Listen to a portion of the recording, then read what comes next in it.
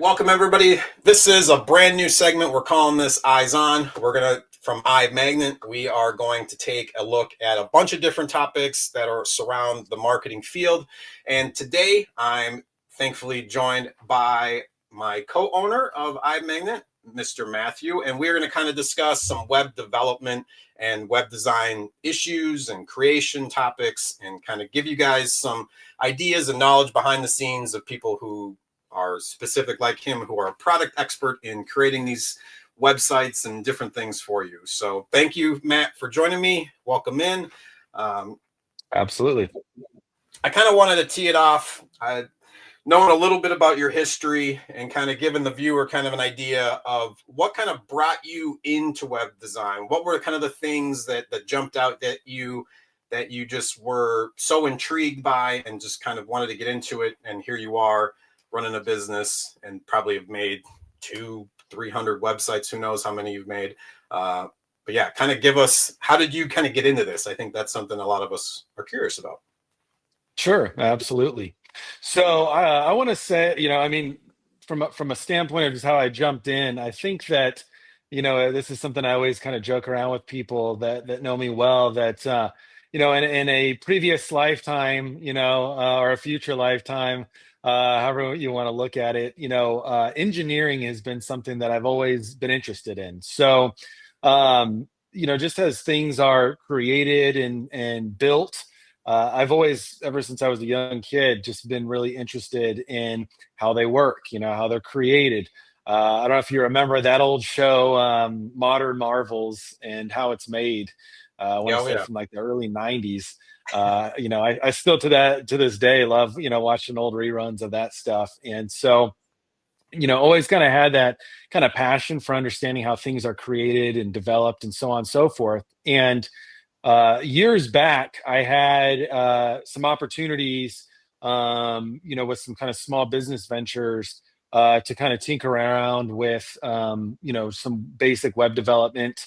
I had a good buddy who was a full stack developer, and he was, open to teaching me some things and whatnot. And so I just kind of on the side, I was in a previous different career at the time, just kind of started tinkering, with web development. And, he kind of came alongside and kind of helped me to understand, how hosting works, how websites work, what's a database, how does the database function with alongside the files of a website, things of that nature. And, the way that it was explained to me, there was a lot of intrigue there. And so for me, a lot of this has been self-taught, but, with time and when I met Patrick, he had started his digital marketing agency, had a need for somebody to come in and kind of help with the web development aspect.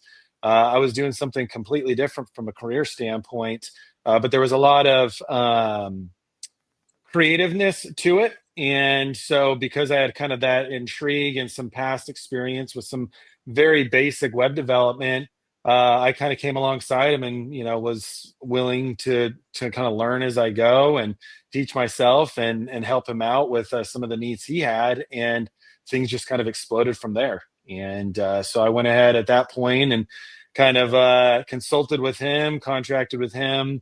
I had my own small boutique agency, and alongside it, helping him out. Started building, my own clientele, and things just took off, and I was able to make that career shift. So that's kind of it in a nutshell. Sorry to switch that. No, that's great. I two kind of things popped in my head as you were talking about that. I'm curious to know, were you one of those kids who took apart things and then put it back together? I was like, you kept mentioning tinkering, and that's exactly, there was always a time period like I had to take apart the toy once it broke to like, let me see what's wrong with it inside, and maybe I might be able to fix it. Was that you at all? Oh, absolutely. Yes.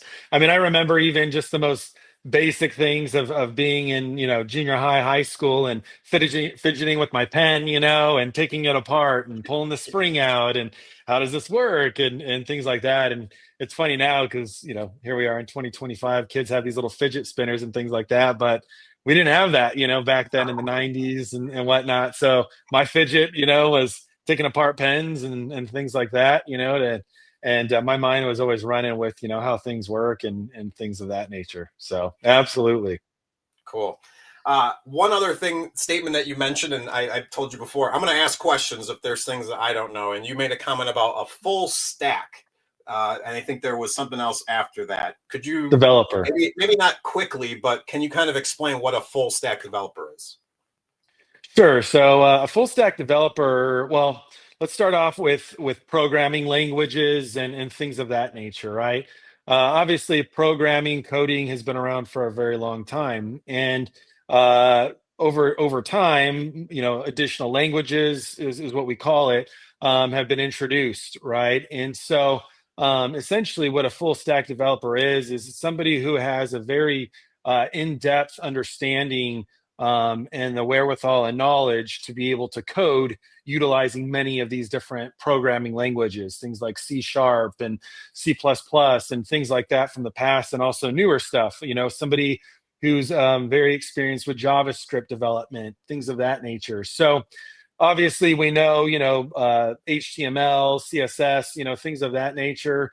And every unique, tool is used for different things. But somebody who is a full stack developer traditionally has gone to school or maybe taught, self-taught in some cases, a wide range of these different programming languages to then be able to take something from nothing essentially and create their own database, create, their own code to essentially build something from complete scratch. So that's essentially Awesome. what, full stack developer has the capabilities to do. Gotcha. No, that's perfect. That's kind of a setup. That you have this understanding. That's probably like, it's funny because I remember C++ with some of my old engineer college roommates and kind of hearing that stuff. And for me, I grew up essentially jailbreaking a Tandy 1000 back with like the MS DOS and playing Dig Dug and Free Fall and different games like that. So Yeah. that's my background as far as playing with those things. But yeah, I obviously didn't get in on the JavaScript, and so for me, trying to understand all this, it's like another foreign language. That's why I appreciate you here coming on and talking about this. Um, so kind of get started, I think one thing a lot of people, if you've just started with a small business, or if you have like you said, a small boutique shop or clothing store or online, maybe if you have online since you're already there, um, or if you're on social but don't quite have a .com presence, one of the questions I get from so many people is, how do I get a blah blah blah.com? How do I get my website? What's entailed in all of that? Because a lot of times people think like, I'm just gonna go on Squarespace, and then it's like, ooh, this is a lot of different things and this is overwhelming.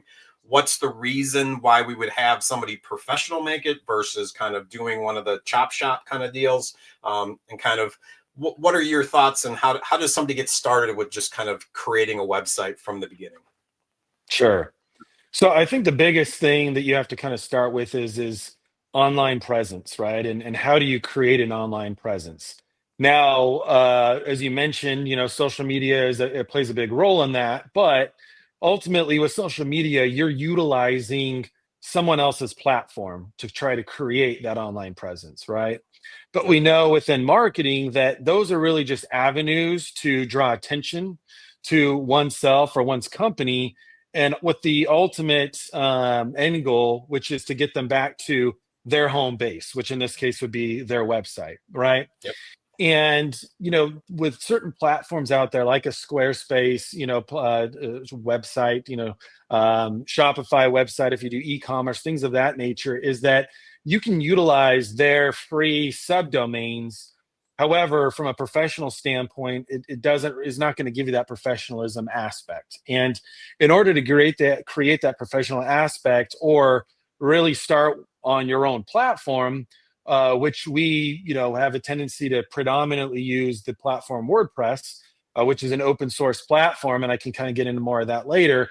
But it allows one to create their own website with their own branding, and that has nothing tied to it from another platform. And in order to do that, you have to have your own what we call a domain. Now, a domain, can have a wide variety of there's a wide variety of types of domains, right? You could have a .com, a .net, a if you're in education, obviously, I'm sure .edu. There's all different types of domains out there. But as the one that's more use than ever, obviously, that we're all familiar with is .com. And the way that you procure a domain, in this case, if we were procuring a .com or anything for that matter, would be with a domain registry.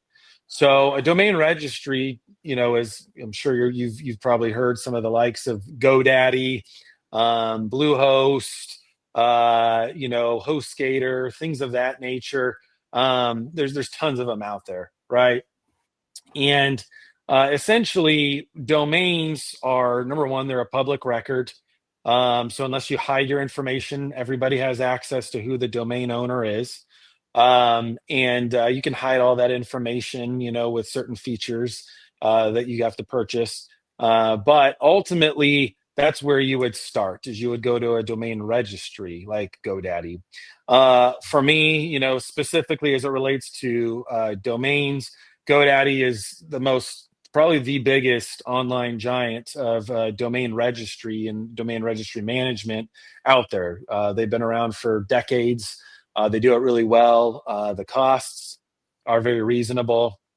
And so you're able to procure a domain, for a year for, say, under $20. And it's very easy to do. So you essentially would just go to their website, and pretty much right there on the homepage, you have the ability to start, getting creative with whatever domain you want. And right off the bat, they'll tell you if somebody owns it or not, if it's available.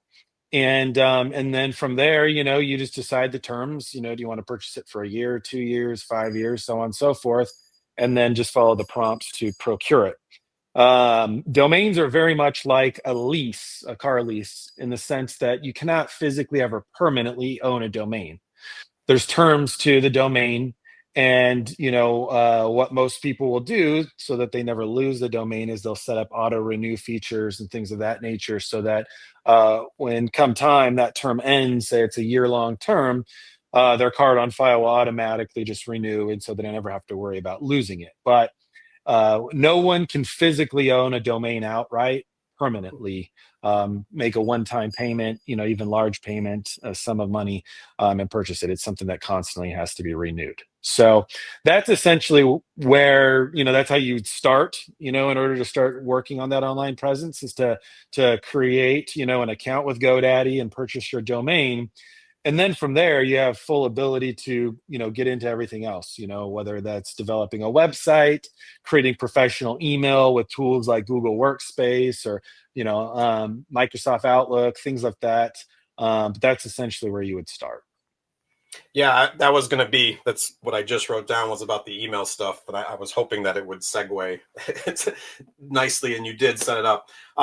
One of the things that I definitely see a lot of small businesses doing is that they'll go on the Google and they'll get their company name at google.com. And having been in the business now, I kind of realized, like, okay, once I see them, like, oh, you didn't want to get your stuff set up within Google and have that as like your company at .com. So I think that's one of those things that it definitely gives, like you mentioned before, a much more professional look to the emails that you're sending out, especially if it's something that you're planning an email blast. Like, there's people like us that'll see that gmail.com, like, okay, that I get, you might have a great company. I just know that you didn't put that little bit extra into setting up your website, or at least like the Google Workspace, like you mentioned, so that I can see, like, oh, this is a regular so-and-so info at yada yada shop.com. So I think that's, at least for me, Absolutely. is something I notice.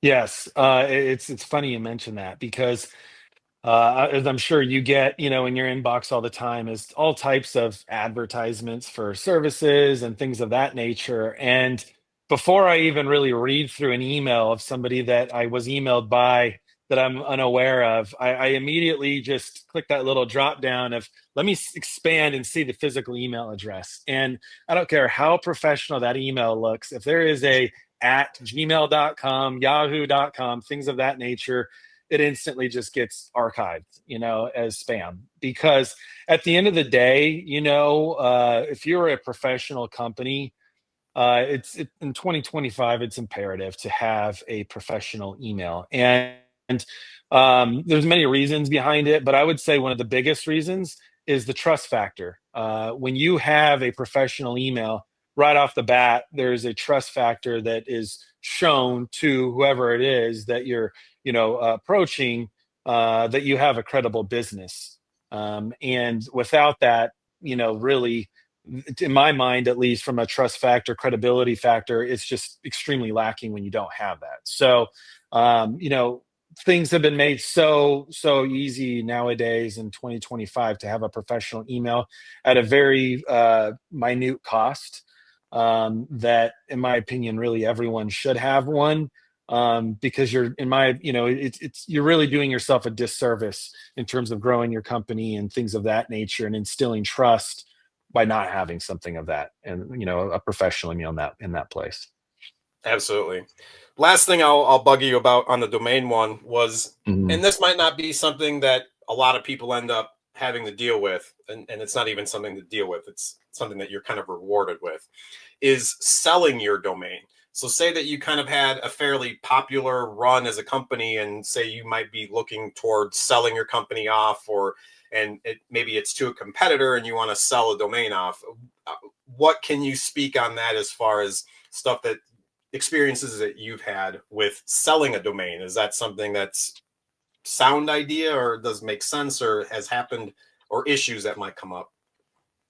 Sure. So usually within the context of a business and selling a whole business, uh, usually the what we would call IP, the intellectual property of the business, which are usually digital assets, things of that nature. So a website and maybe an Google ad account, and in this case, a domain would kind of go along with the sale of the business, right? So that would all be kind of included in within the sale context. Now, if you were looking to kind of break things apart, maybe sell certain aspects, maybe there was a company that you wanted to sell to, but they were just looking to purchase your book of business, right? They weren't going to carry on with the same name, branding, so on and so forth. But maybe there was a smaller business that wanted, the traffic potentially, or wanted Mhm. to take on this new name. Then yes, you could absolutely break that stuff apart, and sell things off in that regard. And what that is usually called, or what you would contact in order to make that happen, is a domain broker, essentially. And so, again, going back to GoDaddy does offer those services. So if you do have your domain through them, they have a brokerage team that you can contact and basically state, I have this domain, which, by the way, if you do have a GoDaddy account, they will assign a monetary value to a domain. I'm not exactly certain where they get that information to, dictate what that, value is worth per se. Maybe it has to do with web traffic and things of that nature that they're monitoring to maybe a particular website, or just the keywords that are within the context of that domain, things of that nature. But they will assign a dollar value to a domain. And so, reaching out to that brokerage team, they then would put it on, essentially like a directory that has a bunch of different domains for sale. So we've even had situations where, and it's unfortunate because this actually does happen more often than not, is going back to what I was talking about, where you never actually own a domain, is there's many people who will even have the auto renew feature set up, on their GoDaddy account, in this case for their domain, and they'll buy that domain for say 5 years, right? But as we know, with credit cards and debit cards, things like that, those things maybe only last 3-4 years before they Yeah. expire. And what will happen is somebody won't go in, because they bought it for a 5-year term, won't go in and update their card on file. And then what happens is the domain will expire. And traditionally speaking, you're going to get emails from companies like GoDaddy, Bluehost, ahead of time saying, hey, you need to renew this before, it goes back on the market, essentially, right? But a lot of times people will just pass that off as spam or whatever. And then what happens is after a certain amount of time, where there hasn't been a payment on it and the domain expires, unfortunately, that will get put back on the market. And then what happens is that there's actually a lot of kind of, I don't know if I would go so far to call them shady companies out there, but basically there's companies that are constantly on the look for domains that are getting ready to expire. And what they will do is they will purchase those domains when they go back onto the market. And unfortunately, then what happens is when the business owner realizes that that domain is no longer in their possession, goes to try to retain that domain back, that company will then fork out a premium on top of what that normal domain, like I said, $20 a year would be. And now instead they may be kind of like an extortion type situation where it's like, hey, if you want your domain back, you got to pay us $5,000 for it, otherwise you lost it for good. So anyway, that said, I know I gave you a lot there, Oh, that's but good. obviously it's very important to auto renew, to constantly check on it, make sure your domain's not going to go anywhere. Number one, but number two, yes, if you're selling your company, you want to make some money on the domain, you very much can sell the domain, to the highest bidder. No, that's exactly what I was hoping to get across. I appreciate that. Um, Sure. so now going back to kind of the construction of these websites when we kind of start off, and there's been times where I've kind of helped you with some different stuff, but you've kind of already set the framework. What exactly are these platforms that kind of the website is built on? I know we've kind of talked about different things, kind of X theme, Cornerstone, Elementor, and kind of other uh, kind of builders essentially. And Sure. so when you're kind of creating the process, if you can give it to me at a fifth grade level for me to understand, um, how does this poof kind of appear out of thin air, essentially, a website when you kind of typing in the code and then kind of it's created and then going from there, kind of the Cliff Note version of how are these different platforms affecting what people are seeing when they go to their website? Sure. So essentially, every website has to have what's called a hosting environment, more or less, right? And a hosting environment, really, just in layman's terms, is like a storage facility for their database and the files of the website. In the past, when we had static websites, back in the day with Flash and everything else, that's obviously no longer around. You didn't have to have as much going on with that. Usually it was just files, kind of thing. And, it was much more simplified, right? But with hosting, hosting is a means that basically where you store your database, you store your files. And so that is kind of where the start of a website begins is you create a hosting environment, which has that storage facility, kind of baked in. You can go in, you can create your database. And in our case, we're using SQL for that, MySQL. And then you have what's called a file manager, which is where all your files hang out. Now, as far as the website is concerned, there's many different what I would call, what we call CMS, the acronym Content Management System. There's tons of different CMSs out there, right? You could look at Square as a CMS. You could look at Squarespace. You could look at, Shopify. Even really, layman type, baked down web builder tools like Wix, again, would be a CMS. As I kind of hit on earlier, the tool that we utilize as a CMS is WordPress. And WordPress has been around for a very long time. The reason why we chose WordPress is because WordPress is essentially the largest open source CMS out there, that is essentially free to utilize. And what's nice about it is that you, again, going back to intellectual property, you own that, right? Whereas if I were to develop a website on Shopify, for instance, I have to continue to pay them to keep my store open. The minute that I stop paying them, right, that store will shut down. And unless I export that information, that intellectual property is gone. It's no longer Okay. mine, right? Now with WordPress, I can install WordPress within a hosting environment, And that hosting environment, is as long as I continue to pay to keep that up, that server, or even my own personal home server, that WordPress site is mine, in its entirety, right? I own that. It's my property. I don't have to worry about, paying somebody, things of that nature. Um, Even if, say, for instance, I decide that, I'm going to put the business on pause, I can export those files, that database, right into my local computer, and it's safe there. And then when I maybe want to open it back up, I just move it to another hosting environment or open up a new account with the same hosting environment, and there it is. It's back online, right? So I physically own that intellectual property, and that's something that is unique, and there's several of them out there, but by far and large, WordPress, especially for small to medium sized businesses, and there's even some larger businesses that are built with that CMS, utilize WordPress. And so that's kind of where we started with utilizing that.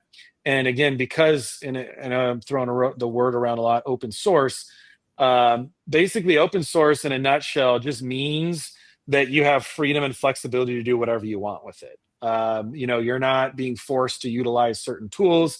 Essentially, you have the freedom and reign to do whatever you want with everything in its entirety with that particular platform or tool.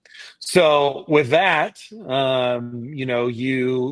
would install the WordPress platform within the hosting environment. And then from there, you have all different types of things that are utilized or integrated into WordPress, to then create the look and the feel and the functionality that you want. So before I get into that, do you have any questions? Or I know there's many layers here to this onion. No, I think that I was going to save something towards the end because I know that an open source question would send us down a whole new rabbit hole. Um, Sorry. Essentially, I get, and so I think the other big thing that people are always worried about is security. So how is security tied into each one of these platforms? Is there a reason why, like you mentioned before, that a high end company that wouldn't use WordPress, that would kind of design their own, would it be because of a security features that would probably be entailed versus kind of using this open source that other people would have? And again, that's would have the design code essentially to your website. Um, how is security kind of tied into these things before I get trailed off? Sure. Yeah, it's a great question. So yes, you're on the right path with your thinking on Okay, that front. good. So especially with e-commerce, right? When you are selling a product or a service, and you are capturing personal information, credit card information, things of that nature, it is imperative to have the best of the best when it comes to security, encryption, things of that nature. And the reason why, if a client comes to us and wants an e-commerce site, that I tend to push the Shopify platform, is that when you, even though again from an IP standpoint, intellectual property standpoint, it has its caveats and drawbacks, kind of thing.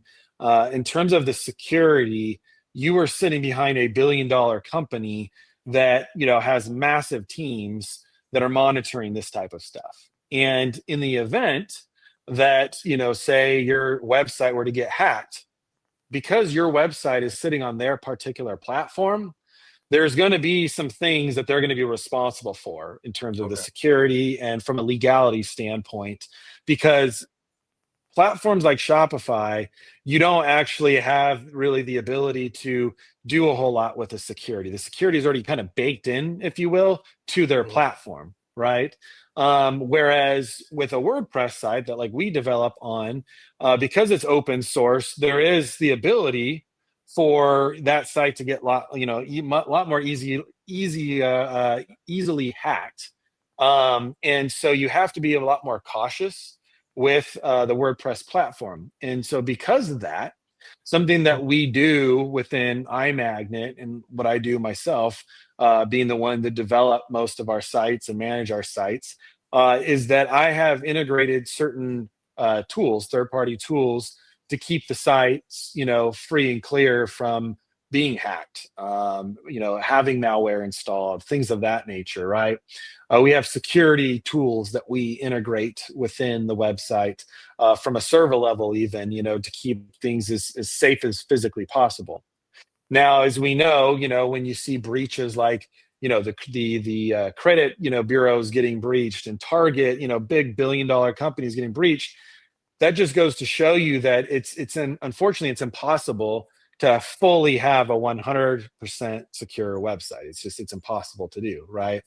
There's a reason why, trillion-dollar company like Apple literally pays people, in some cases, over $100,000 for every bug they find that basically is a hole within any of their platforms to get in and, procure personal information, right, from their platforms.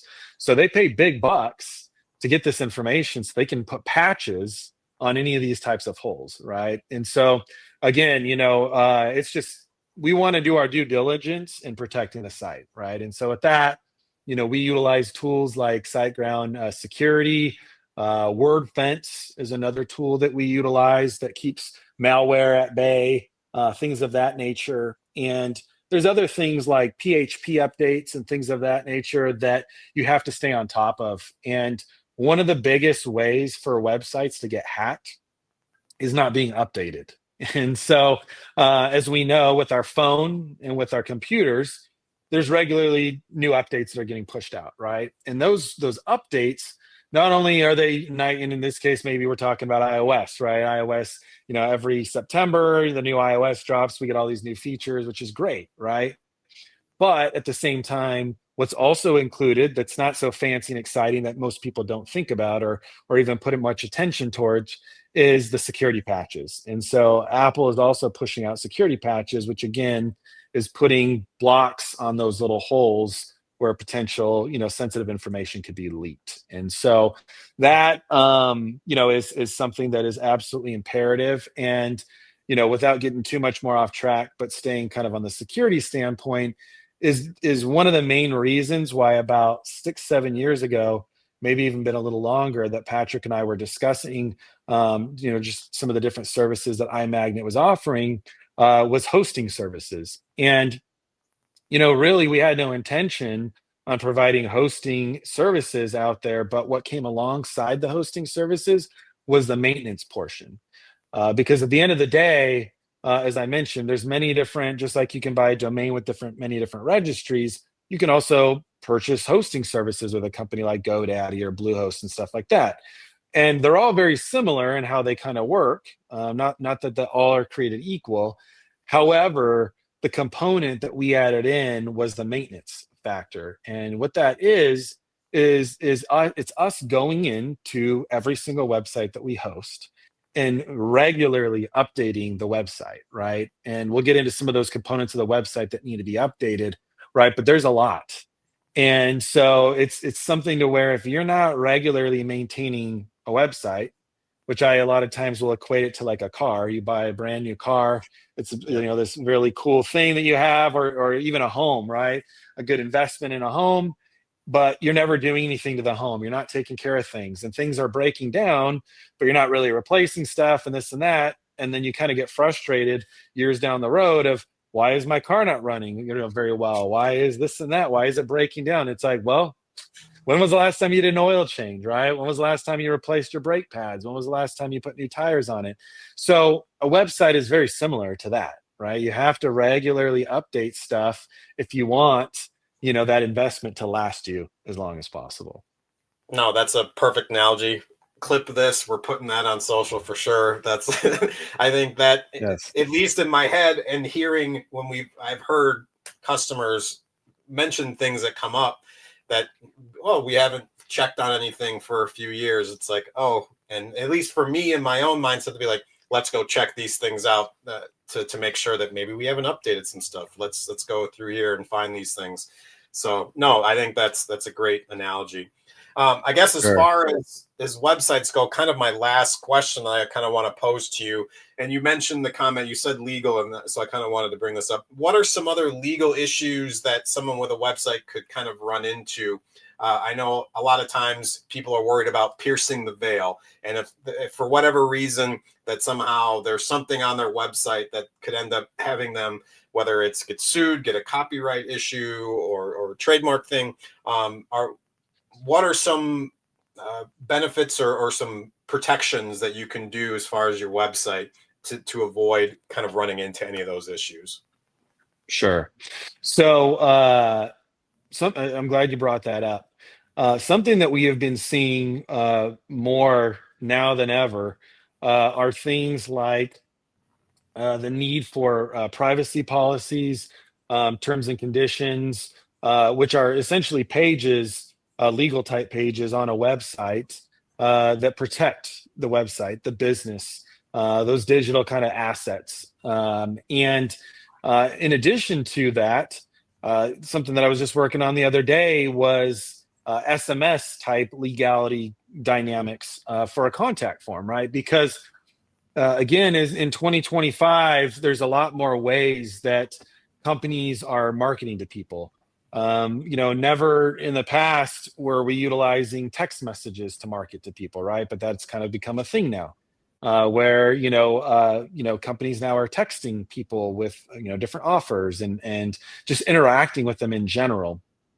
And so what we've been doing on many of our client sites is adding authorization checkboxes that have to be checked off prior to a user on the website submitting a contact form.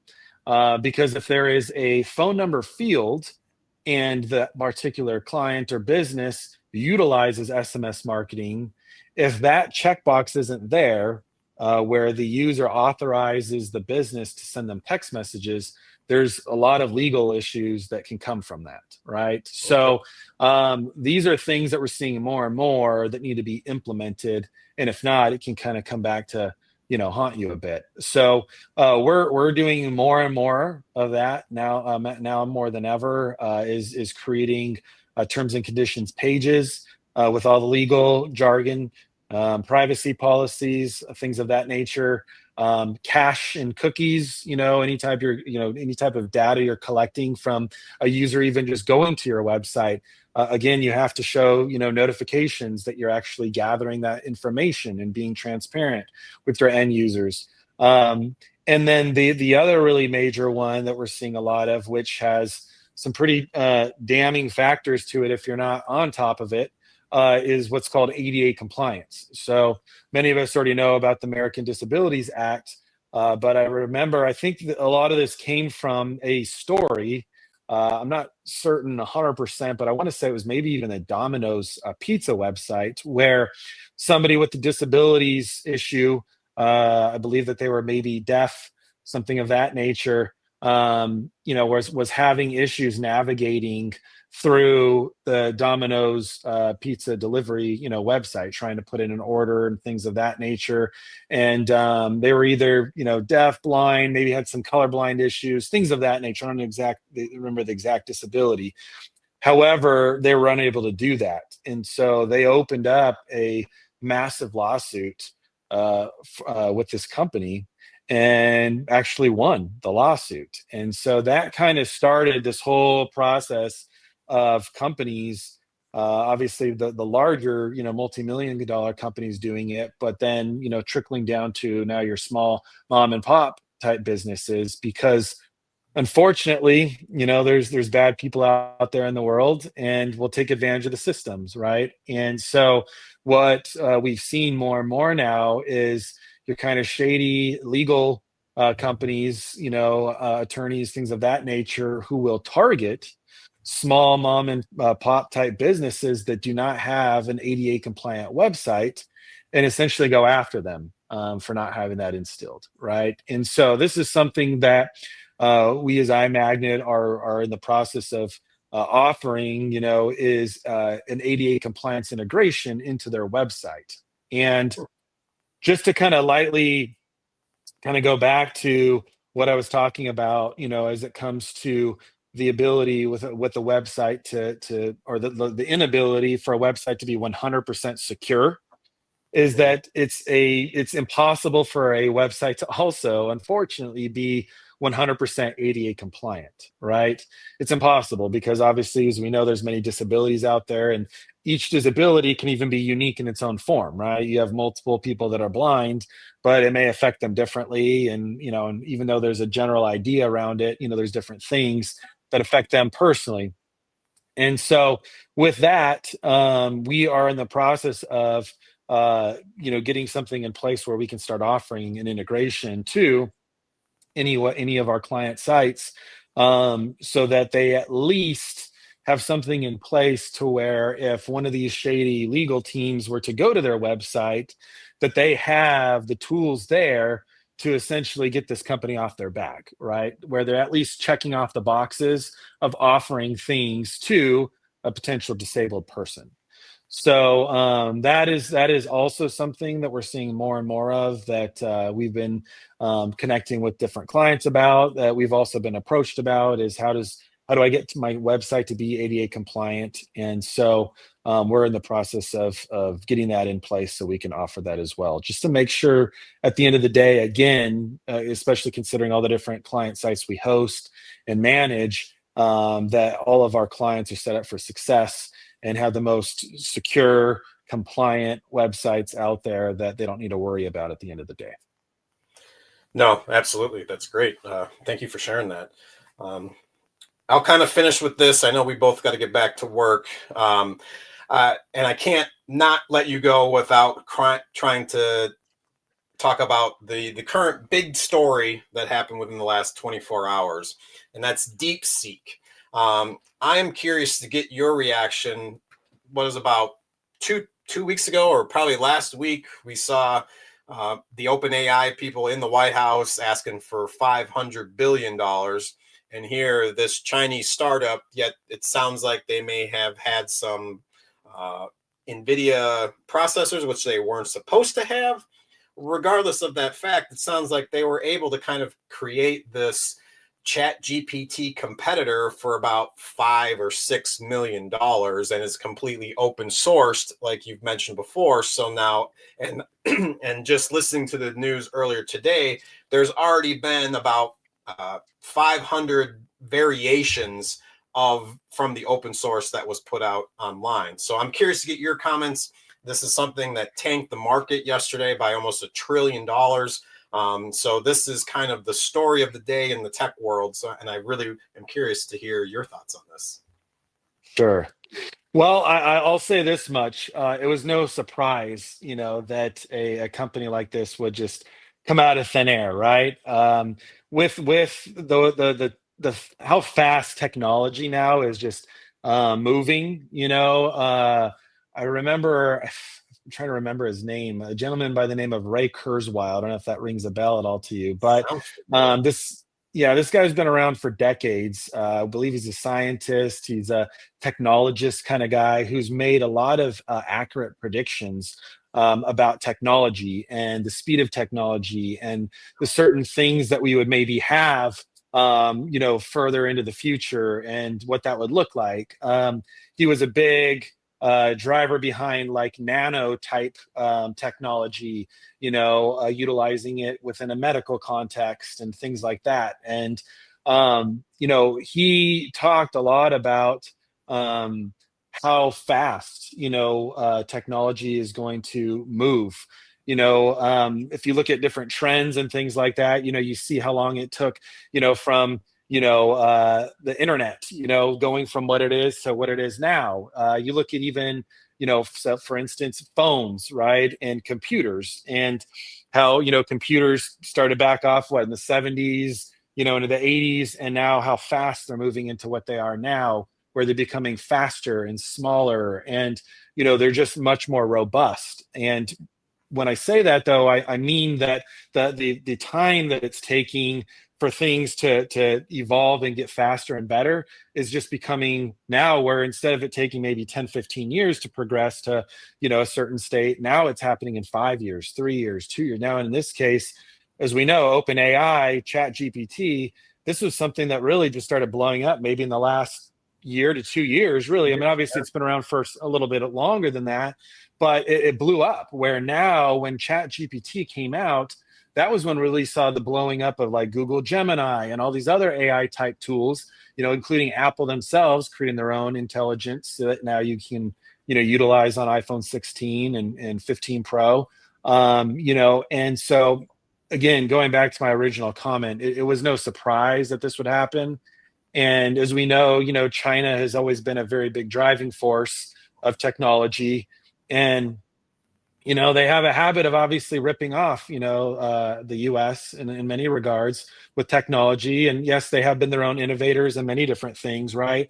But a lot of times, what they've done is they've taken a really good high quality product and reverse engineered it for a fraction of the cost, basically, and selling it, at a fraction of the cost, kind of thing.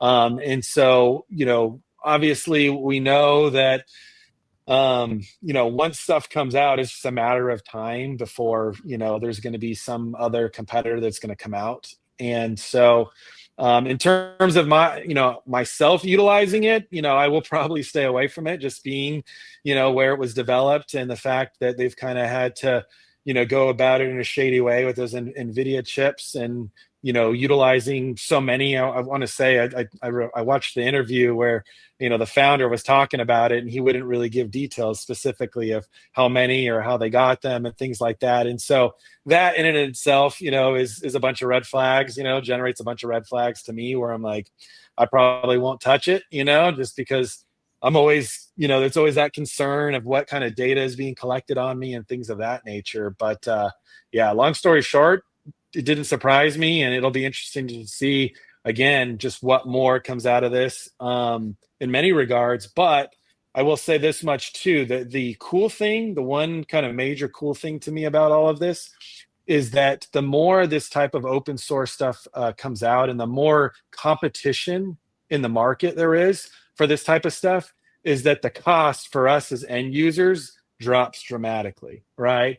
And so, it just makes it so much more enjoyable for the end users like us that are utilizing this, where we're not having to fork out large sums of money, to utilize one particular tool because there's a monopoly on it, right?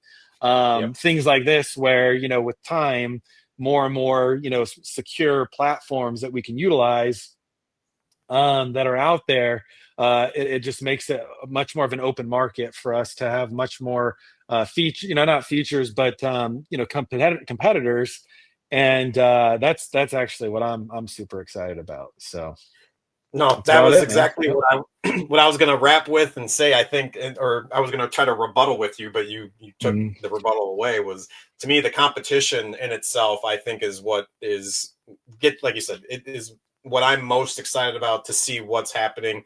Like you mentioned, it's been 2 years. I've got a board here behind me of 40 different like AI tools that's kind of branched off from that, and it's like I can't imagine what's going to happen in this next couple of years of how much better these tools get because of how much better like the base AI gets, and it kind of goes. So to me, I'm excited to kind of see what's here.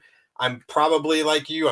I saw the kind of the process to try to get it onto my computer. I'm like, I don't think I need to do all of that just to play around with something. I'm going to stick with. I already got a big list of ones I'm dealing with right now. So hopefully right. down the road we'll see. I'm just hoping to see some more competitors with OpenAI, with them having that crazy price. I think obviously now the light is being shined down on Silicon Valley. Like, you need to do this better, like make it more efficient, especially in the time frame of this country. You can't be bloating your money of as far as the things that you need. We need to make things much more efficient, smarter, better, and that's what I'm Right. excited about now. Yeah, no, absolutely. I don't know if you had heard that story years ago. I forget his name, but it was a guy who younger entrepreneur type guy who had found it was a medication, I believe, that helped immensely. It was like a one pill, a Armor month type Bro. thing. There we go. Yes, and how he literally capitalized on that because there was a monopoly on it, and ultimately he did a bunch of shady stuff and went to jail for it, right? Now, with this type of stuff, to our point, is that I feel like, and again, to your point, that the more competition that's out there, it's going to push, these companies to do even better things and more exciting things. And the capabilities are going to become, just wild, eventually down the road. However, the cost, again, like I mentioned, to utilize these things are going to be much more affordable than, somebody like this pharma bro over here that, is charging, $10,000 for one of his pills. I mean, something ridiculous, right? So that's, I think, what's exciting, more than anything. And again, just the idea that we can automate a lot of processes, to just help, especially in our business, to help our clients just to become that much more, just more well ran, that they're able to just get much more traffic, to their sites, they're able to grow, being able to do different things and help them, move into, the future and be as successful as possible, with some of these tools that we're able to utilize. That's, I think, what I'm looking forward to most. Awesome. Well, I won't steal any more of your time. I'll let you get back to work. I'm sure you've got a pile of stuff to get back to. I appreciate you kind of sitting down and talking to this. Hopefully, I will go back through here and everything I didn't know, I will write down and I will question you on the next video. For Sure. everybody else that's out there, if you had any questions, please leave them down in the comments. Let us know. We want to hear from you. We will reach out and help you in any way that we can. This is what we love doing, is to play around with these toys and help people grow. And that's what gets us excited every day. So we appreciate it. If you're still watching to this point, thank you. And check for us. Like I mentioned, I've got a bunch of AI software reviews. We've got a bunch of different content stuff I'm looking forward to. We're going to be rolling out a bunch of new content.